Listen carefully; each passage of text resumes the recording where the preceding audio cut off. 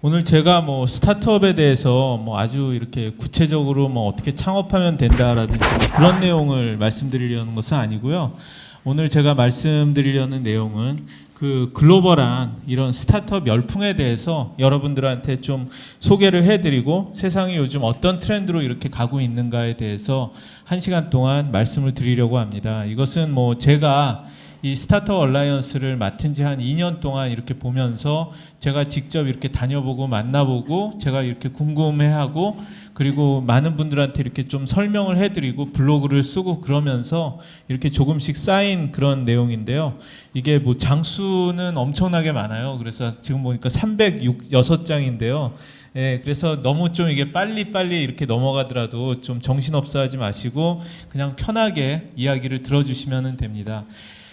일단은 여러분들 뭐 하도 스타트업 이야기를 많이 들으셔서 저게 뭔가 할 거예요. 그리고 뭐 창조 경제 뭐 이런 이야기로 해서 뭐 그 한국만 막 이렇게 스타트업 이야기를 하고 그러나 그런 생각을 하실 텐데요.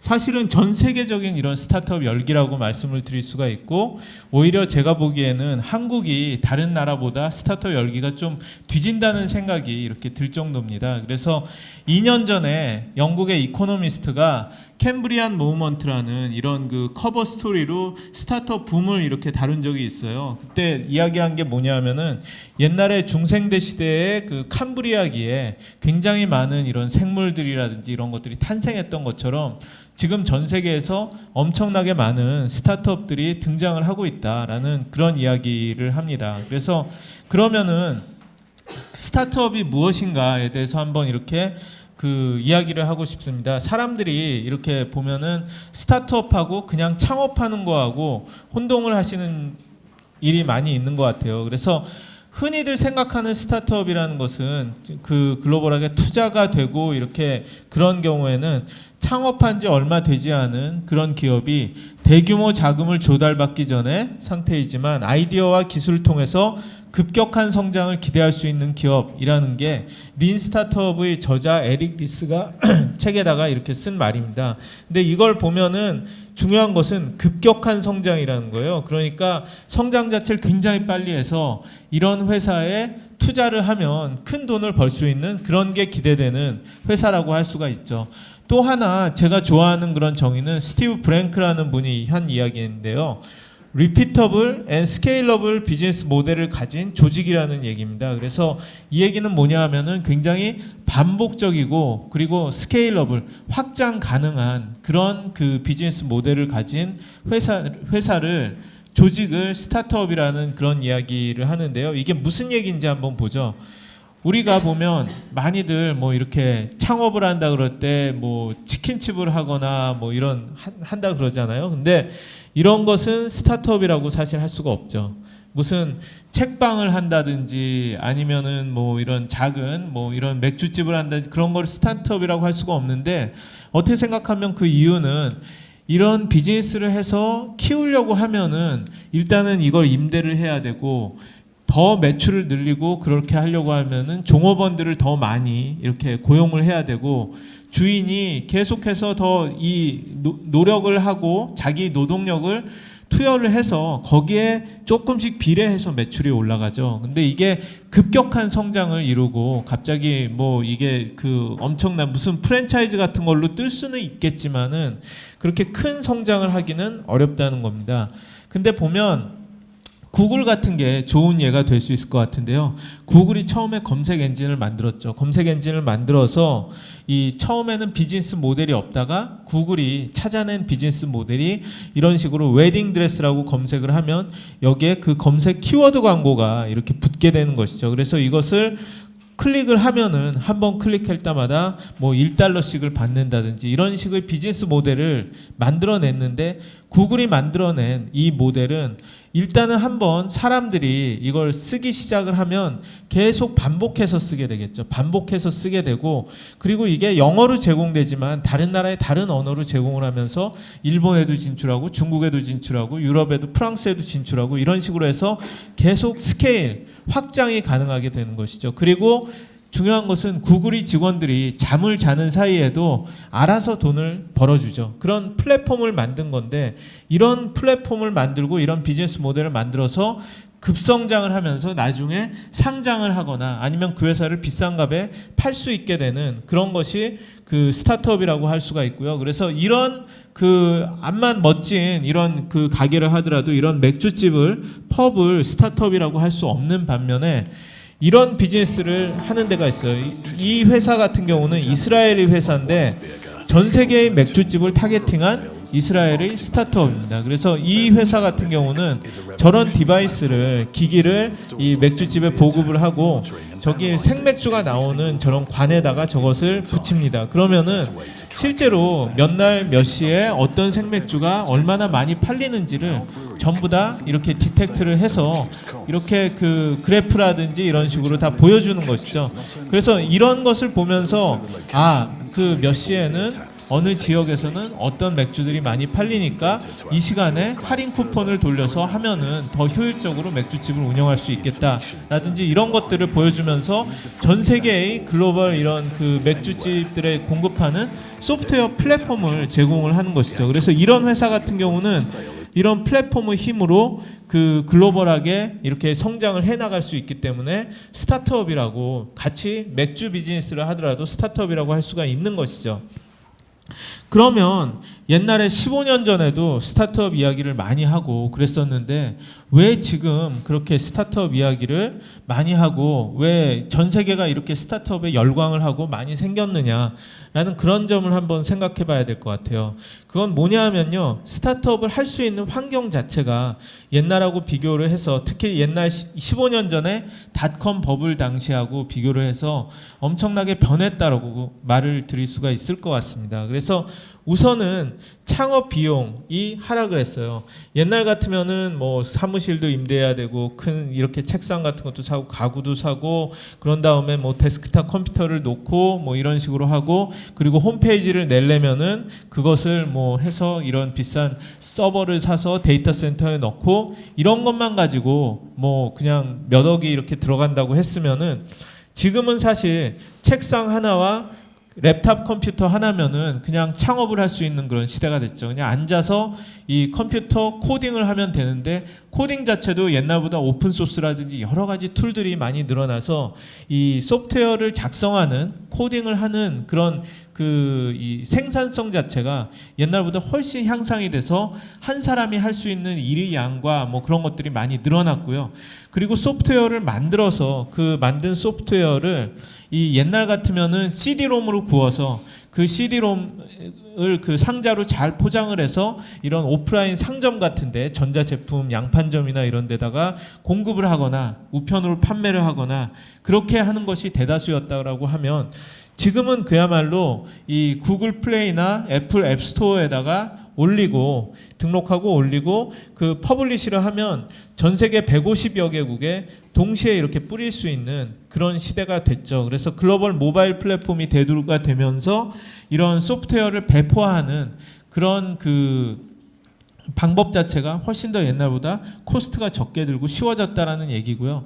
그리고 옛날에는 이렇게 만든 소프트웨어를 홍보를 하려면은 어쩔 수 없이 아무리 사람들이 인터넷을 그때 15년 전 쓴다 그래도 결국은 TV 방송이나 아니면은 신문이나 잡지에 광고를 하는 수밖에 없었습니다. 그런데 지금은 SNS 시대가 개막이 됐죠. 그래서 SNS에 올려서 잘만 매력적으로 자기 제품을 이렇게 홍보를 할 수만 있으면은 사실 돈을 한 푼도 들이지 않고도 이렇게 자기 상품을 이렇게 글로벌하게 이렇게 알리는 것까지 가능한 시대가 된 것이죠. 그래서 강남 스타일 같은 게 전 세계적인 히트를 할 수 있었던 것도 유튜브에 일단 올려서 공개를 했고, 그것을 미국의 유명한 래퍼 스타들이 트윗을 몇 번 해주면서 그게 순식간에 그렇게 되게 된 건데, 그렇게 할 수 있는 그런 기회 자체가 지금은 있다라는 얘기죠.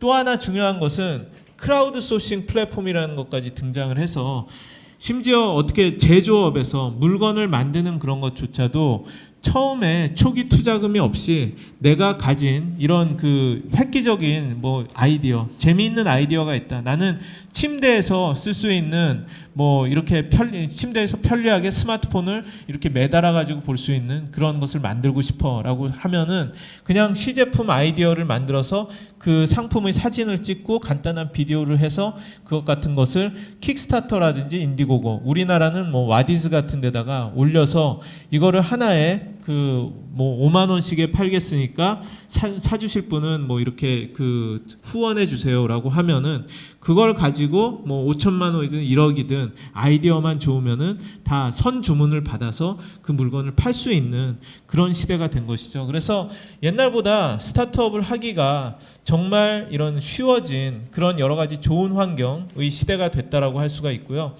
그래서 지금 보면 전 세계적으로 스타트업을 하는 이런 할 수 있는 이런 공간들이 늘어난 겁니다. 이게 일본의 스타트업 엑셀러레이터라는 곳이고요. 제가 싱가포르에 갔을 때 이렇게 찍은 거고, 이건 베를린에 갔을 때 찍은 건데, 여기 같은 경우는 옛날에 맥주 공장 자체를 개조를 해서 스타트업 그런 베를린 팩토리를 만들었어요. 그래서 이것 같은 경우 보시면은 이렇게 자유롭게 앉아서 그냥 코딩을 하든 일을 하면서 이렇게 스타트업을 하는 젊은 사람들이 많이 늘어났다는 것이죠. 그래서 거의 옛날보다 10분의 1, 심지어는 그 이하의 비용으로도 일단 시작해 볼 수 있는 그런 세상이 됐고요. 그 이야기는 15년 전에 내가 벤처 투자자였다고 하면은 같은 돈 1억을 갖고 그 10억이 있다면은 옛날에는 그 10억을 가지고 투자할 수 있는 회사가 초기 투자라고 해도 두세 회사밖에 투자를 못 했는데, 지금은 보면 그 돈 10억을 가지고 사실 마음만 먹으면은 한 20개까지도 투자할 수 있는 그런 시대가 된 것이죠. 그렇기 때문에 그 스타트업 투자가 굉장히 많이 늘어나고 회사들이 많이 나오고 있는 것이고요. 또 15년 전과 비교를 하면은 많이 그런 그 환경 자체가 달라졌다라고 이렇게 할 수가 있는 게, 전 세계적으로 뭐 거의 50배, 100배 많은 인터넷 사용자가 늘어났고, 인터넷의 속도 자체도 엄청나게 지금 빨라졌죠. 지금 우리가 쓰는 LTE로 쓰면 사실 와이파이보다 더 빠르잖아요.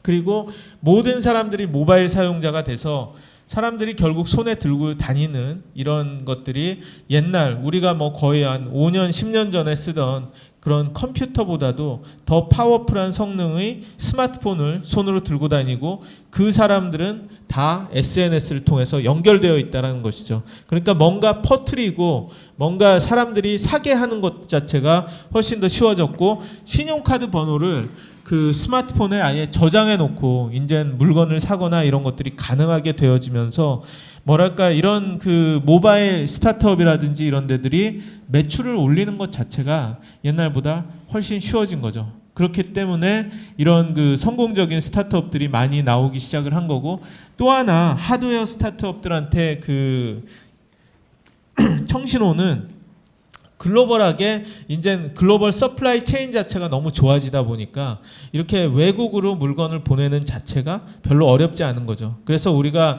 그 알리바바 같은 데서 하는 그런 그 쇼핑몰 같은 데 하면은 심지어는 오래 걸리기는 하지만 거의 중국에서 오는데도 거의 배송료 없이 이런 물건들을 살 수 있는 그런 세상이 이렇게 온 것 같고요. 그래서 이런 여러 가지 변화는 결국 2007년에 나온 아이폰이 신호탄이 된 것이죠. 그래서 아이폰이 만든 세상은 결국 소프트웨어가 대세가 되는 그런 세상을 만든 것 같아요. 소프트웨어가 세상을 집어삼키는 시대로 돌입했다라고 하는 건데, 2011년에 실리콘밸리 유명한 투자자이자 뭐 구루라고 할 수 있는 마크 앤드리슨이 월스트리트 저널에 Why Software is Eating the World라는 이런 칼럼을 쓴 일이 있습니다.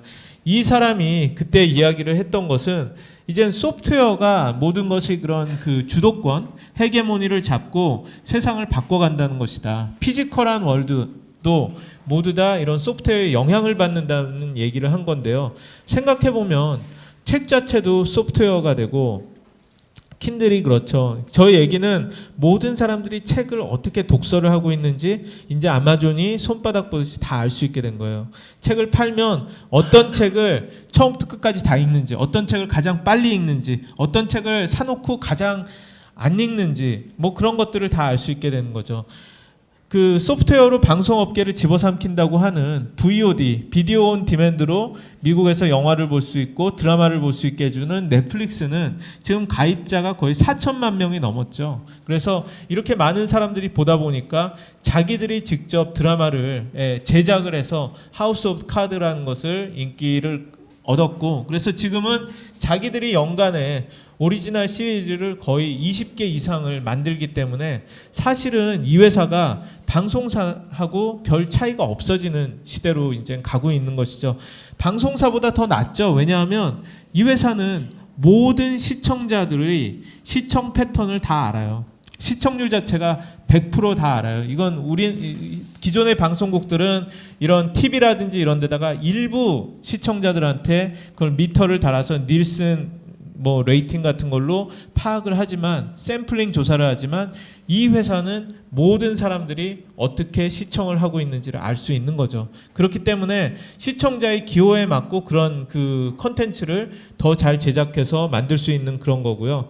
그리고 테슬라 같은 회사도 자동차 회사에서 그 업계에서도 소프트웨어가 세상을 바꾸고 있다는 것을 보여주는 그런 하나의 신호탄이라고 할 수가 있죠. 그래서 이게 제 그 실리콘밸리에 아는 친구 데이빗이 보여준 테슬라인데 모델 S라는 차죠. 근데 이 차는 그 모터가 없기 때문에, 아니 엔진이 없기 때문에 앞도 텅 비었고 뒤도 텅 비었죠.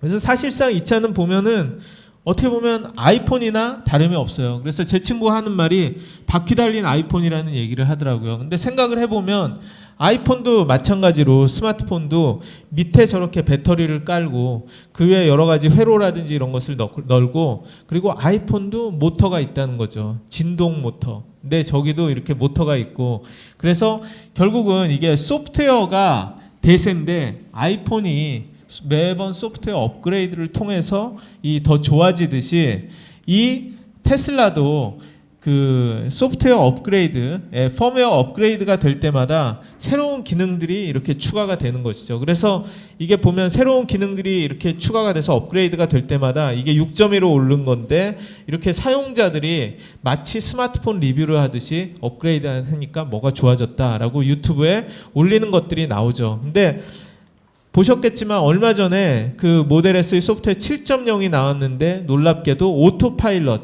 자동 운전 기능이 들어갔죠. 그래서 어떤 사람은 이걸 타고 가면서 자기가 신문을 보는 그런 것을 이렇게 보여주죠. 소리 좀 올릴 수 없나요? Hello, Austin Meyer here. Today, we're going to talk about how the Tesla autopilot works. It's really pretty straightforward. What you do is you tap the cruise control button once to hold speed, and tap it again to hold your lane. It's kind of like this. Tap, tap, tap. So anyway, that's how you do it. 맥스로 돼 있는데. 어쨌든 이렇게 그 신문을 물론 저거는 저렇게 찍으면서 옆에서 보고 있었다고는 해요. 그렇지만 저렇게 하는 것도 사실상 전혀 문제가 없다라는 그런 것이고요. 그래서 지금 그 여러분들이 유튜브에 가서 테슬라 오토파일럿이라고 하시면은 이런 그 비디오들이 엄청나게 지금 수백 개가 나와 있어요. 사람들이 수만 명의 테슬라 유저들이 다 저걸 업그레이드를 해서 그런 다음에 저걸 다 테스트를 하고 있습니다. 그러면서 그 이게 자동 운전의 그것을 이렇게 묘미를 이렇게 그 느끼면서 저렇게 한 모든 데이터가 그냥 테슬라한테 인터넷을 통해서 전송이 되고 있습니다. 그래서 저런 그 소프트웨어 힘으로 인해서 점점 더 우리가 자동 운전의 세계로 이렇게 가고 있는 것이죠. 그래서 이 테슬라 모델 S가 나오고 그러는데, 그래서 이런 걸 보면 테크 회사와 IT 회사와 자동차 회사 간의 경계가 없어지고 있는데요. 그것을 보여주는 것이 저는 또 이 구글이라고 생각을 해요. 그래서 구글이 오랫동안 2009년도부터 렉서스에다가 센서를 달아서 실리콘밸리에서 이 자동 운전차를 테스트를 했습니다. 근데 그것은 어디까지나 사람이 앉아 있고 이렇게 그 핸들을 잡고 운전을 하는 거였죠. 일단은 운전을 하는 게 아니라 자동 운전을 하는데 사람이 그것을 모니터를 하는 거였었는데, 구글이 아예 컨셉을 바꿔서 자기들이 이 차를 만들고 이 차에는 아예 핸들하고 이런 그 엑셀하고 브레이크를 아예 빼버렸어요. 그런 다음에 출발 스탑 버튼만 만들어 놓은 거죠. 그래서 이걸 가지고 지금 그 실리콘밸리에서는 돌리면서 테스트를 하고 Google's 있어요. next generation of autonomous vehicles officially began testing on public roads in Mountain View last week. The pod car is sleek with just a black sensor on top. Compare that to the old fleet of Lexus SUVs with sensors everywhere.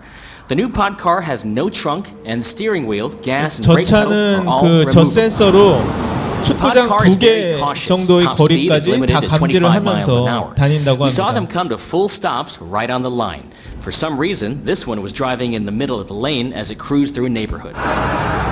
Google also released more about what the car 그래서 sees with 결국 its 이 spinning 차의 radar. 그 It tracks and 제일 calculates the 중요한 path of 것은 every 이거죠. moving object, 구글 making 차가 evasive 세상을 maneuvers when 보는 necessary. 방법이죠. It can 이런 even 식으로 recognize 다 the hand 오브젝트를 signals of a 보고 police officer. 사람들이 And over the 있으면은 past 6 사람들의 years, Google 형체를 has amassed 다 a 저렇게 vast 구분을 database 하면서 of shapes of 소프트웨어 pedestrians to 알고리즘으로서 help the 학습을 해가는 거죠. 그래서 이게 보면 이렇게 그 앞에 스쿨버스가 있으면 스쿨버스가 있다. 아 스탑해라. 스탑한 다음에 스쿨버스가 움직이면 따라서 움직여라. 이런 것들을 학습을 하면서 이런 모든 상황에 대해서 디시전 메이킹을 하는 법을 지금 구글의 차가 배우고 있는 것이죠. 그래서 사람이 있는데 이게 경찰이다. 어떤 거 그리고 이렇게 하면 스탑이다. 이렇게 하면 가는 거다. 이런 것들을 배우기 시작을 하면서 실제 거리를 다니면서 이 소프트웨어 알고리즘을 갖다 개선을 하고 있는데 이미 제가 보기에는 충분히 거의 웬만한 차들이 다닐 만한 수준이 거의 됐어요. 결국은 규제 환경을 어떻게 하느냐. 사고가 혹시 사람이 들이받거나 그런 식으로 해가지고 사고가 나면 어떻게 그걸 보상을 해줘야 되느냐. 우리가 이런 제도적인 문제를 이렇게 그 해야 될 상황이지. 지금 이 무인 자동차의 이런 그 세상의 이런 변화는 이미 코앞에 왔다는 것이고요. 그래서 이 구글 자동차를 지금 무인 자동차를 개발하고 있는 디렉터인 이 크리스 엄슨이라는 친구가 여러 인터뷰랑 테드에서 한 이야기를 보면은 맨 끝에 언제쯤 상용화가 될 것 같느냐 이런 얘기를 하니까 내 아들이 11살인데 걔가 4년 뒤에는 운전면허를 딸 수 있게 된다. 근데 그게 필요하지 않도록 하는 게 목표다. 예, 걔가 운전면허를 안 따도 살 수 있는 그런 세상을 만들겠다는 것이죠. 어쨌든 보면 이렇게 소프트웨어가 만든 놀라운 회사들이 있죠. 조금 이따가 설명드릴 우버라든지 에어비앤비도 그 호텔방을 하나도 이렇게 건물을 하나도 소유하지 않고 세계적인 호텔 체인보다 지금 더 큰 회사가 된 이런 소프트웨어 중심의 스타트업들이 세상의 변화를 주도하고 있는 거죠.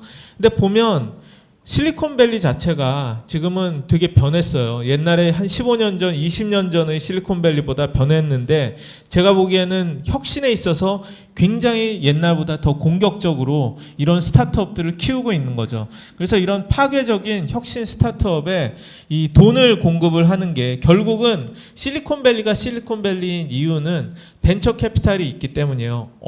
세계의 어느 지대보다 그런 그 세상을 바꾸려고 하는 스타트업들한테 돈을 효율적으로 투자를 해주고 키워주는 일종의 자본 시스템, 자본 시장이 가장 잘 발달된 곳이고 거기는 왜 그게 시작됐냐 하면은 그 페어차일드 세마이컨덕터라고 옛날에 반도체 회사들 그게 인텔로 커가는 거를 처음에 도와주면서 벤처 캐피탈이 기틀이 형성이 됐고 걔네들이 처음으로 큰 이 대박을 터뜨린 게 애플 컴퓨터였습니다. 그래서 그런 역사를 이렇게 해가면서 전 세계 어느 나라보다 어느 지대보다도 이런 벤처 캐피탈들이 더 효율적으로 투자하는 동네가 된 것인데 지금은 보면 벤처 캐피탈뿐만이 아니라 대기업들도 이런 스타트업에 투자를 하는 시대가 됐어요. 구글, 라쿠텐, 알리바바, 삼성 이런 데들이 다 이 그쪽에 벤처 펀드를 만들어 놓고 적극적으로 실리콘밸리 기업들한테 투자를 하죠. 왜냐? 세상이 너무 빨리 변하고 있기 때문에 대기업들도 저런 변화를 따라잡아야 되고 저런 스타트업에 미리 투자를 해놔야 된다고 생각을 하는 것이죠. 제가 구글 벤처스에 재작년에 그 3년 전에 방문을 했을 때 구글의 벤처스에 다니는 그런 친구한테 물어봤어요. 1년에 너네들이 그 투자하는 게 얼마나 됐냐. 그랬더니 3천억 정도 투자한다고 그러더라고요. 그래서 그 정도나 되는 돈을 투자하려면 굉장히 바쁘겠다. 3천억이면은 엄청나게 많은 스타트업에 투자할 수 있을 것 같은데 그랬더니 그렇지도 않아요. 그렇게 얘기를 하는 거예요. 그래서 왜 그러냐 그러니까 작년에 우버에만 2,600억 투자했거든요. 그렇게 얘기를 하는 거예요. 그러니까 그만큼 될 것 같은 회사에 한 번에 몰아주는 거예요. 예. 그래서 거기뿐만이 아니라 이제는 전통적 대형 투자자라고 할 수 있는 해치펀드, 뮤추얼펀드 이런 데들이 보통은 상장하기 직전이나 상장해서 이렇게 안정된 대기업에 투자를 해서 안정된 수익률을 올리던 회사들이 이런데 투자를 하기 시작을 하는 거죠. 투자를 하면은 막 심지어는 1조씩도 투자를 하고 그런 거예요. 그러다 보니까 스타트업들이 우리가 생각하는 작은 회사들이 아니에요. 이미 글로벌 다국적 스타트업, 거의 공룡 스타트업들로 이렇게 되면서 그 두둑한 주머니로 골리앗과 싸우는데 다윗이 뭐 첨단 무기를 이렇게 그 무장하고 이렇게 골리앗을 쉽게 싸워서 이길 수 있는 그런 세상이 된 거죠. 그래서 사실 한국에서는 상상하기 어렵지만 스타트업이 대기업의 비즈니스를 해체 중이라는 그런 이야기들이 요새는 나오고 있어요. 그건 어떤 거냐 하면 은행을 보면 알 수가 있어요. 해외는 핀테크 스타트업들이 굉장히 많은데 언번들링 뱅크라고 하는데 그건 뭐냐 하면 은행은 금융 서비스를 일종의 백화점처럼 제공을 하죠. 그러니까 예금 있고 뭐 수신, 여신, 카드 발급해주고 보험해주고 뭐 대출해주고 뭐 이런 것들이 있잖아요. 근데 지금 보면 이게 미국 웰스파고라는 은행의 홈페이지인데 홈페이지에서 해주는 이런 주택 뭐 담보대출이라든지 이런 학자금 대출이라든지 이런 수많은 기능들을 이렇게 많은 스타트업들이 나와서 활약을 하면서 이 영역들을 뺏어가고 있다는 것이죠. 그래서 이것은 유럽에서도 비슷한 그런 현상이 일어나고 있고요. 그래서 이런 식으로 스타트업들이 나와서 하나의 해체를 하고 있는데 예를 들어서 이런 스타트업이 있어요. 영국의 핀테크 스타트업 트랜스퍼와이즈라는 회사가 있는데 이 회사는 국제 송금을 하는 회사예요. 근데 이 두 사람이 그 창업을 했어요. 에스토니아 출신의 그 크리스토하고 타밭이 이 창업을 했는데 이 사람은 크리스토는 에스토니아에서 영국으로 와서 컨설팅 회사에 다녔습니다. 그리고 타밭은 스카이프라는 그 유명한 에스토니아 출신의 그 인터넷 전화 회사에 이렇게 다녔는데요. 런던에 파견을 나와서 일을 하고 있었어요. 근데 이 두 사람이 일을 하면서 이렇게 보니까 그 크리스토는 매달 주택 할부금을 에스토니아에 사놓은 주택 할부금을 갚아야 됐어요. 근데 영국은 파운드를 쓰고 여기는 그 유로를 쓰니까 매번 이거를 송금을 하면서 그 여러 가지 수수료라든지 그 나쁜 그 환율이라든지 이런 것 때문에 거의 5%씩을 손해를 보게 된 겁니다. 근데 거꾸로 그 타밭의 경우는 월급을 이 에스토니아에서 받아서 생활비를 위해서 매달 이렇게 송금을 받아야 됐어요. 파운드로 바꿔야 되는데 또 5%씩을 손해를 보는 거예요. 그래서 이렇게 해보다가 얘들이 분통을 터트리고 그러다가 같이 어떻게 알게 됐어요. 그러면서 서로 이야기를 하다가 아 그냥 우리가 돈을 바꾸면 되는구나 하는 생각을 하게 됐죠. 그래서 그냥 여기 타밭이 받은 월급으로 주택 할부금을 유로로 내주고 그만큼을 여기서 파운드로 이 타밭한테 주면은 그냥 쌤쌤이고 돈 하나도 안 내도 된다. 근데 한국은 이게 환칙이라는 일종의 불법이죠. 예, 불법인데 얘들은 이걸 가지고 하나의 그런 스타트업 창업 아이템으로 생각을 한 거예요. 그래서 우리는 직접 가서 사람들이 돈을 국경으로 이렇게 넘겨서 그렇게 환전 시장에서 돈을 바꿀 필요가 없기 때문에 송금 수수료를 기존 은행의 10분의 1 수준이라고 하자라고 해서 이 회사를 시작을 했습니다. 그래서 지금 한 4년이 조금 넘었는데요. 한 1,000억 이상을 투자를 받고 그리고 현재는 40여 개국에서 이렇게 사용이 가능하고 거의 한 5조 이상을 이제 송금을 하는 그런 회사가 됐고요. 그래서 광고도 재미있어요. 보면 은행이 얼마나 그렇게 높은 수수료를 부과하고 있다는 깨닫고 놀라는 모습이다. 이거 같은 경우는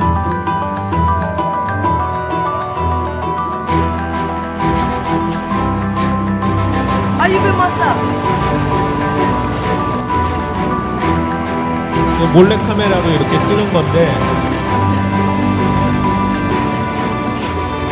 여기서 하는 얘기는 그겁니다. 그러니까 은행은 해외 송금을 할 때마다 이렇게 한 입씩 물어간 뒤에 돈을 준다.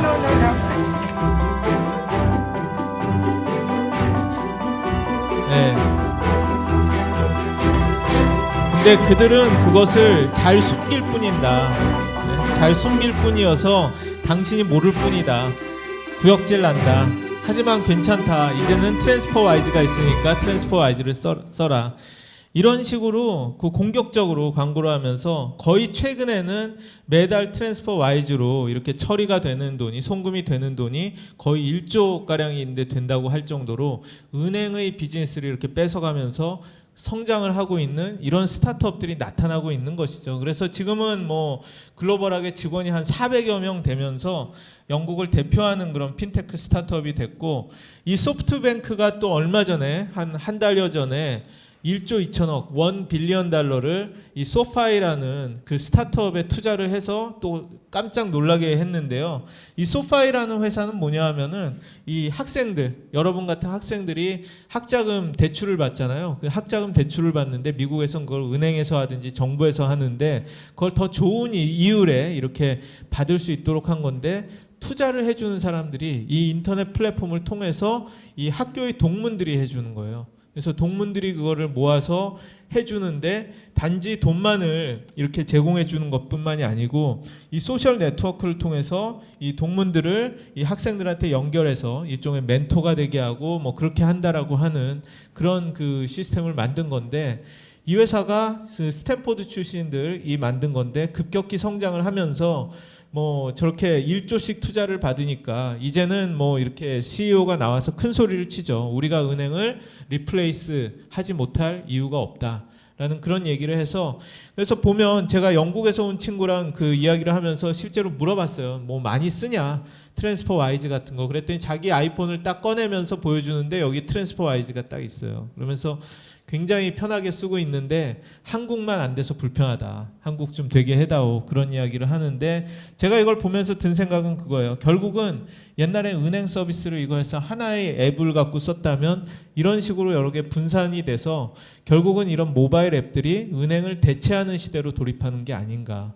근데 결국은 그 얘기는 하나하나가 스타트업들이 들어갈 수 있는 그런 영역이라는 것이죠. 그래서 이런 식으로 언번들링 시리즈가 있는데, 그래픽이 있는데, 이건 페덱스라는 50조짜리 공룡 이 택배 회사죠. 글로벌 택배 회사인데, 이 회사가 하는 이런 비즈니스가 이렇게 많은데 이런 다양한 스타트업들이 틈새 시장을 보고 이렇게 들어와서 우리가 하면은 더 편리하게 배송해줘요 라는 것을 하는 거예요. 그래서 예를 들어 이런 회사 같은 경우는 사진으로 찍어서 그냥 포장할 필요도 없이 사진으로 보내고 싶은 걸 그냥 딱 찍으면은 앱으로 저렇게 사람이 딱 와서 그냥 가져가서 자기가 포장을 해서 이렇게 그 보내주는 거예요. 누가 픽업하러 오는지도 저렇게 딱 해서 오고. 그래서 이것도 미국 전역에서 이렇게 확장하고 있는 그런 서비스고, 뭐 이런 그 이 집안의 온도 조절기를 대체하는 저런 네스트라는 것들도 있고요. 그래서 정말 이런 다양한 그런 그 혁신들이 흘러 넘치는 그런 시대가 됐다라고 말씀을 드릴 수가 있을 것 같은데요. 그래서 보면은 이런 스타트업 전성 시대에 또 하나 생긴 새로운 현상이 글로벌한 공룡 스타트업들이 등장을 하고 있어요. 그러니까 거의 이건 그 대기업이라고 해야 되는데, 스타트업의 정의가 사실은 그 좀 확실치가 않은데, 스타트업은 되게 이렇게 봐요. 스타트업은 대기업에 팔리거나 대기업에 이런 거액으로 해서 팔려서 엑시트를 하거나 아니면은 IPO 그 주식시장에 이렇게 상장을 한 뒤에는 스타트업이라고 하질 않거든요. 그래서 회사가 아무리 커져도 상장하거나 회사가 이렇게 매각되기 전에는 스타트업이라고 하는 그게 있는데, 지금은 이 포춘지가 올 초에 이렇게 그 커버 스토리로 한 건데, 지금은 유니콘의 시대다라는 그런 이야기를 합니다. 이 정도로 유니콘이 많다는 건데, 유니콘은 뭐냐? 유니콘이라는 것은 그 2년 전에 어떤 그 실리콘밸리의 벤처 캐피탈리스트가 이 말을 만들어냈어요. 그래서 10억 불, 그러니까 지금 환율로 하면 거의 한 1조 2천억 원 이상의 가치로 평가되는 비상장 회사입니다. 근데 왜 이런 유니콘이란 말을 만들어냈냐 하면은, 실리콘밸리의 그런 벤처 투자자, 아니 전 세계의 벤처 투자자들의 꿈은 이런 유니콘 회사에 한번 투자해 보는 거예요. 왜냐하면 자기가 10개를 투자해서 9개가 망해도 이런 유니콘 회사에 하나 투자해서 성공을 하면은 모든 다른 그 손해를 다 만회해 줍니다. 사실 유니콘 회사를 만든다는 게 굉장히 어려워요. 한국에도 1조 이상의 가치가 되는 그런 회사들이 그렇게 많지는 않거든요. 예. 그런데 글로벌하게 보면 가치가 1조 이상이나 되는데도 상장을 하지 않은, 기업 공개를 하지 않은 그런 스타트업들이 굉장히 많아지고 있다는 얘기예요. 그래서 그게 유니콘 클럽인데, 이게 어디서 그래픽으로 그린 건데, 유니콘들이 보면 2011년부터 봐서 이렇게 많아지고 있다는 거예요. 보면 옛날에 생긴 이게 유니콘이 딱 됐을 때의 단계인데, 이런 에어비앤비가 1조 이상의 가치를 평가받은 것이 2011년이고, 뭐 샤오미라든지 드롭박스라든지 뭐 핀터레스트라든지 이런 유명한 우버라든지 회사들이 있죠. 근데 최근에 보면 2년 사이에 이렇게 유니콘들이 많아진 거예요. 여기에 쿠팡도 들어있죠. 예. 그래서 이 얘기는 뭐냐 하면은 점점 더 스타트업 월드가 이렇게 붐비고 성공한, 이렇게 어떻게 보면 사람들은 거품이라고도 하죠. 근데 다 거품일 수는 없고 이 중에서 실패하는데도 나오곤 하겠지만 이렇게 많은 새로운 기업들이 나와서 이렇게 성장을 하고 있다는 것이죠. 네, 그래서 지금 뭐 대개 이 집계를 해보면은 한 142개의 전 세계 유니콘 스타트업이 있다라고 이야기를 하는데, 이 중에서 보면 미국이 한 절반 약간 넘게 있고요. 그리고 중국이 한 20개 가까이 정도 있는 것 같아요. 한국은 쿠팡하고 옐로우 모바일이 여기서 유니콘으로 이렇게 분류돼서 이렇게 있는 것이죠. 그래서 제가 여기까지 스타트업들이 뭐 어떤 것이고 왜 지금 스타트업들이 많아졌고, 그리고 요즘 대기업을 이렇게 해체를 하고 또 유니콘 스타트업이 많아졌다라고 여기까지 말씀을 드렸고요.